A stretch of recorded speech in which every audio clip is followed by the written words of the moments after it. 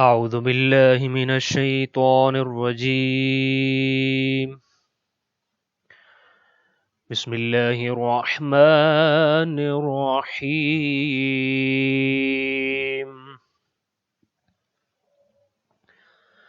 ذلك عيسى بن مريم قول الحق الذي فيه يمترون. سورہ مبارکہ مریم ورس نمبر 34. ہم ابھی سورہ مریم کی جب تلاوت کر رہے تھے اور ساری آیات کے مطالب کو سمجھنے کی کوشش کر رہے تھے تو ہم نے دیکھا کہ حضرت مریم سلام اللہ علیہا کے امتحانات جب ختم ہونا شروع ہوئے اور جناب عیسیٰ علیہ الصلوۃ والسلام کو اپنے ہاتھوں پہ اٹھائے اپنی قوم میں واپس آئیں تو ایک اچھے وقت کا آغاز ہوا. یہاں سے خالق کائنات نے ان کو اس امتحان کا صلہ اور اجر اس دنیا میں دینا شروع کیا کہ ان کے ہاتھوں پہ جو بچہ ہے وہی اپنی قوم سے خطاب کرتا ہے اور اپنی قوم سے خطاب کرنے کے بعد اپنی 7 کوالٹیز کو بیان کرتا ہے شروع میں اور پھر اپنی سلامتی کا اعلان کرتا ہے. البتہ قرآن مجید جب یہاں حضرت عیسیٰ علیہ الصلوۃ والسلام کے بارے میں گفتگو کر رہا ہے تو یہاں اس گفتگو کو روک کے بٹوین دا بریکٹس یا بٹوین پیرنتھیسز 2 باتیں کرتا ہے یا 2 جملے کہتا ہے. ورس نمبر 34 اور ورس نمبر 35 یہ حضرت عیسیٰ علیہ الصلوۃ والسلام کی اس گفتگو کے درمیان ایک جملہ معترضہ ہے یا جس کو آپ کہتے ہیں بٹوین دا بریکٹس کچھ باتیں کی ہیں. شروع میں بھی حضرت عیسیٰ علیہ الصلوۃ والسلام کی وہ بات جو قوم سے کر رہے تھے وہ، اور ان 2 آیات کے بعد 34 اور 35 نمبر آیا، ان 2 آیات کے بعد دوبارہ سے اسی گفتگو کو بیان کیا جو حضرت عیسیٰ علیہ الصلوۃ والسلام اپنی قوم کے لوگوں سے مخاطب ہو رہے تھے. یہاں چونکہ 2 باتیں بہت اہم تھیں، یہ ہمارے یہاں عموماً پایا جاتا ہے اور قرآن مجید نے اس اسلوب کو بہت ساری جگہ اپنایا ہے کہ جب ہم کوئی قصہ کہانی واقعہ سنا رہے ہوتے ہیں تو کسی جگہ پہ پہنچ کے ہم اپنے قصے کو روک کو اس پہ تھوڑا سا انالیسس کرتے ہیں اور اس انالیسس چونکہ وہاں تبصرہ بنتا ہے، تجزیہ بنتا ہے، انالیسس کرنا بنتا ہے تاکہ یہاں تک کا ریزلٹ سننے والے کو دیکھنے والے کو مل جائے اور پھر اس کے بعد ہم وہ قصہ کہانی جو واقعہ ہم بیان کر رہے ہوتے ہیں اس کی طرف واپس لوٹ جاتے ہیں اور پھر ہم لوگوں سے بیان کرتے رہتے ہیں. قرآن مجید نے بھی اس اسلوب کو بیان کیا ہے. بہت سارے واقعات کو بیان کرتے ہوئے قرآن مجید انالیسس کرتا ہے ان کے اوپر اور پھر جب تبصرہ کر چکا ہوا ہوتا ہے، یا میں یوں کہوں قرآن تو حقیقتاً رزلٹ دیتا ہے اور ان چیزوں کا رزلٹ جب ہمیں دے چکا ہوتا ہے تو پھر اس کے بعد دوبارہ اس واقعے کو بیان کرتا ہے کہ جس کی طرف پہلے اشارہ ہو رہا ہوتا ہے. یہاں ایگزیکٹلی وہی طریقہ کار. اس سے پہلے والی آیات میں حضرت عیسیٰ علیہ الصلوۃ والسلام نے اپنی 7 کوالٹیز بتائیں اور پھر اللہ تعالیٰ کی طرف سے ملنے والی سلامتی کا اعلان کیا. ورس نمبر 34 میں ارشاد ہو رہا ہے ذالک عیسی ابن مریم. ذالک یہ ہیں عیسی ابن مریم،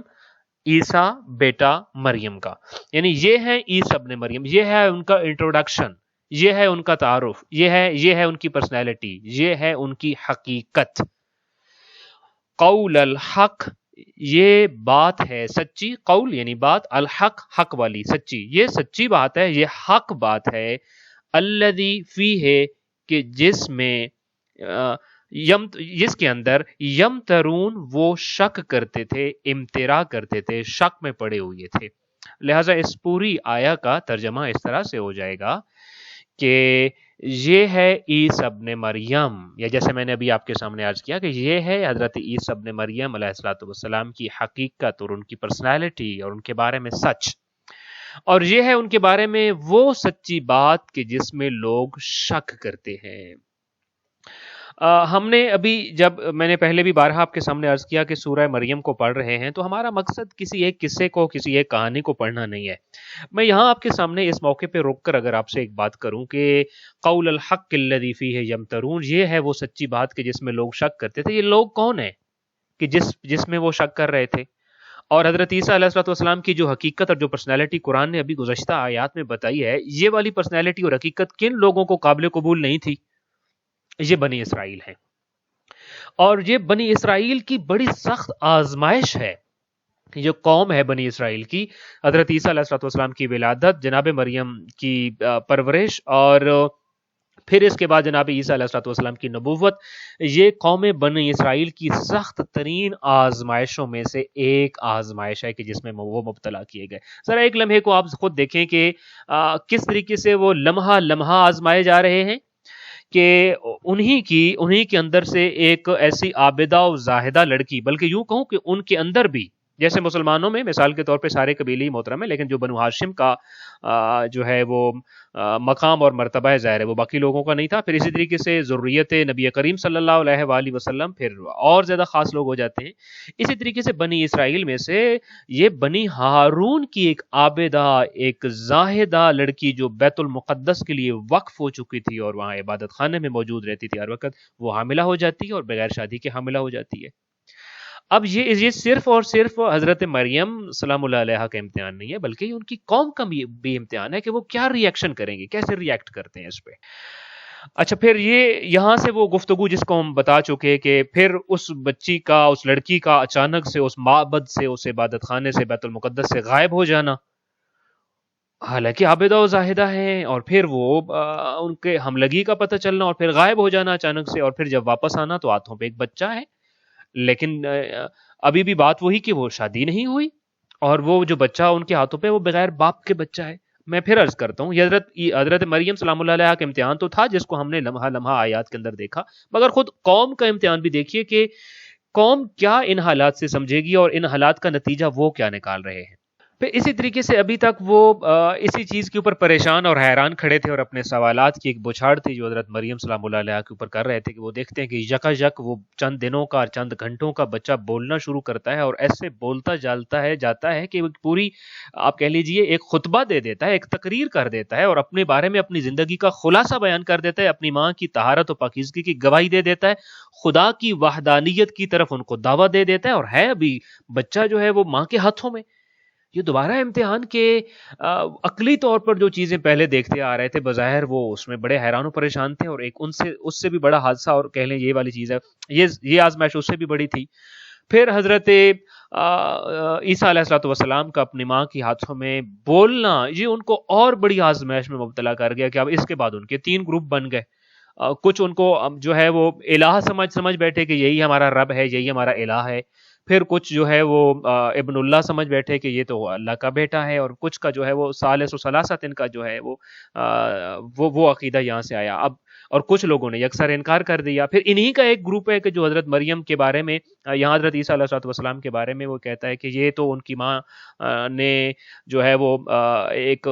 خیانت کی ہے اور ایک بد کرداری کا عمل انجام دیا ہے، جس کے بعد حضرت عیسیٰ حضرت عیسیٰ علیہ الصلوۃ والسلام اس دنیا میں آئے ہیں، اور پھر وہ نہ صرف یہ الزام لگاتے ہیں بلکہ ایک مرد کا حوالہ دیتے ہیں، اس معاشرے کے ایک مرد کا نام لے کر کہتے ہیں کہ یہ جو خیانت ہے وہ فلاں مرد کے ساتھ انجام پائی، اور اس کے نتیجے میں عیسیٰ علیہ الصلوۃ والسلام دنیا میں آ رہے ہیں۔ یہ بنی اسرائیل کا امتحان کہ اب کتنے گروپس میں تقسیم ہو رہے ہیں۔ پھر اس کے بعد حضرت عیسیٰ علیہ الصلوۃ والسلام کو نبوت ملتی ہے، اور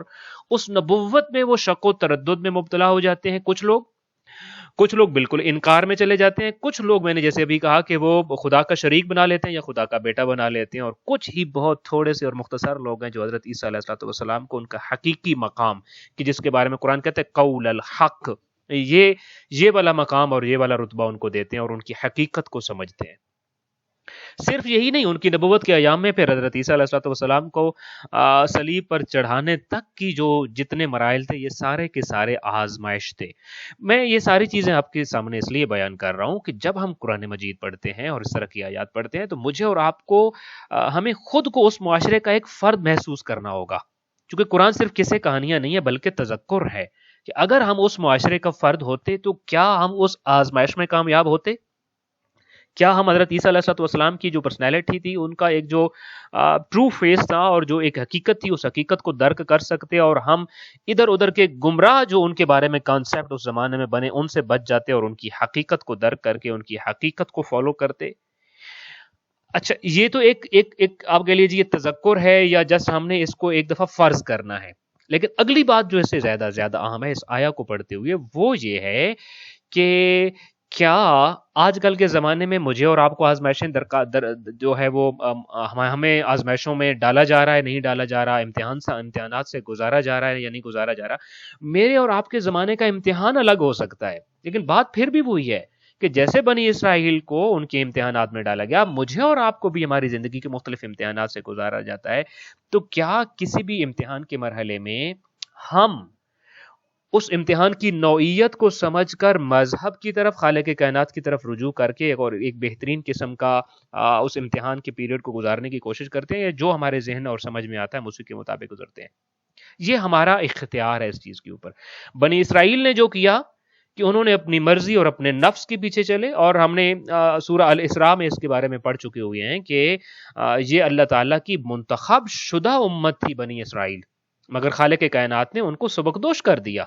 ان کے اعمالوں اور ان کی کرتوتوں کی وجہ سے وہ فریضہ جو امت کی راہبری کا، امت کی سیادت کا اور امت کی رہنمائی اور قیادت کا جو فریضہ تھا، خالق کائنات نے ان سے واپس لے لیا، چونکہ ان کے اعمال صحیح نہیں تھے، چونکہ ان کی کرتوت صحیح نہیں تھے، چونکہ وہ امتحان میں کامیاب نہیں ہو رہے تھے. لہٰذا وہ پھر امت محمد مصطفیٰ صلی اللہ علیہ وآلہ وسلم کو سیادت و رہنمائی اور قیادت کا جو فریضہ ہے وہ ہم لوگوں کو ملا ہے، ہمارے نبی کی امت کو ملا ہے. تو ہم بھی ان سے بڑے امتحانات سے گزارے جاتے ہیں. میری اور آپ کی زندگی میں جتنے امتحانات آتے ہیں، ایک لمحے کو فرض کیجئے کورونا ہمارے لیے ایک امتحان آیا، پھر اسی طریقے سے کبھی ہمارے مال پہ امتحان آتا ہے، کبھی جان پہ، کبھی اولاد پہ، کبھی نوکری کے حوالے سے، کبھی کسی اور چیز کے حوالے سے آتا ہے. تو کیا ہم ان امتحانات میں اپنے آپ کو یہ سمجھتے ہیں کہ نہیں، میں حالت امتحان میں اور خالق کائنات اس لمحے میں مجھے آزما رہا ہے اور وہ دیکھنا یہ چاہتا ہے کہ یہ اس آزمائش میں کیسے کامیاب ہوگا. ہماری زندگی میں بھی امتحانات اسی طریقے سے آتے ہیں، اور ہمیں انشاءاللہ تعالی متوجہ رہنا ہے کہ ہماری ہر چیز، قرآن مجید نے کہا ہے کہ ہم تمہیں اچھائی اور برائی دونوں چیزوں سے آزمائیں گے. امیر المومنین علی ابن ابی طالب علیہ السلام ایک مرتبہ بیمار تھے، تو ایک شخص ان کی عیادت کے لیے گیا. تو پوچھنے لگے کہ مولا آپ کیسے ہیں؟ تو آپ نے فرمایا فی الشر، یعنی شر کی حالت میں ہوں. تو اس نے کہا یا علی ابن ابی طالب، اے امیر المومنین علی ابن ابی طالب علیہ السلام، یہ کلام آپ سے نامناسب ہے کہ آپ جیسی شخصیت اور آپ جیسی ہستی یہ کہے کہ فی الشر ہے، کہ میں شر کی حالت میں ہوں. تو اس وقت تو انہوں نے اسی قرآن مجید کی آیت کی تلاوت فرمائی کہ قرآن تو یہ کہہ رہا ہے کہ ہم تم کو خیر سے بھی آزمائیں گے، شر سے بھی آزمائیں گے. خیر ہوتی ہے صحت بھی آزمائش ہے، اور شر ہوتا ہے بیماری. لہٰذا میں آپ سے یہ کہہ رہا ہوں کہ میں اس وقت حالت بیماری سے آزمایا جا رہا ہوں، اور تم میرے سامنے بیٹھے ہو اور تم حالت صحت سے آزمائے جا رہے ہو. یہ صحت کو کیسے استعمال کرتا ہے، اور مجھے آزمایا جا رہا ہے کہ یہ بیماری میں کیسے ریئیکٹ کریں گے. اسی طریقے سے آپ دولت کو دیکھ لیجئے، دولت خیر ہے تو خیر سے آزمایا جا رہا ہے، غربت شر ہے تو شر سے آزمایا جا رہا ہے. یعنی دولت ہونا بھی امتحان، نہ ہونا بھی امتحان، صحت کا ملنا بھی امتحان، بیماری کا ہونا بھی امتحان، وقت کی قلت بھی امتحان، اور وقت میں فرصت ہونا وہ بھی امتحان. ہر چیز ہمارے لیے امتحان ہے، اور ہر طرح کا امتحان جو ہے وہ اللہ تعالیٰ کی ذات جو ہے دنوں کو پھیر کے ہمارے اوپر لے کے آتی ہے تاکہ ہم اس چیز کے بارے میں آزمایا جائے. یہ تو ایک جنرل کنسپٹ تھا اس آیا کے بارے میں. یہاں ایک لفظ استعمال ہوا ہے قول الحق الذی فیہ یمترون. یمترون کا جو لفظ ہے یہ باب افتعال ہے، اور یہ امتراء سے نکلا ہے. امتراء جو ہے وہ اصل عربی میں اگر آپ ڈکشنری میں جائیں گے تو آپ دیکھیں گے کہ یہ بکری کے تھن سے جب دودھ نکال دیا جاتا ہے، اور یوں دودھ نکال لیا جائے کہ اس کے تھنوں میں مزید اب دودھ باقی نہ بچے، تو اس وقت اس کو کہتے ہوتے ہیں امتراء.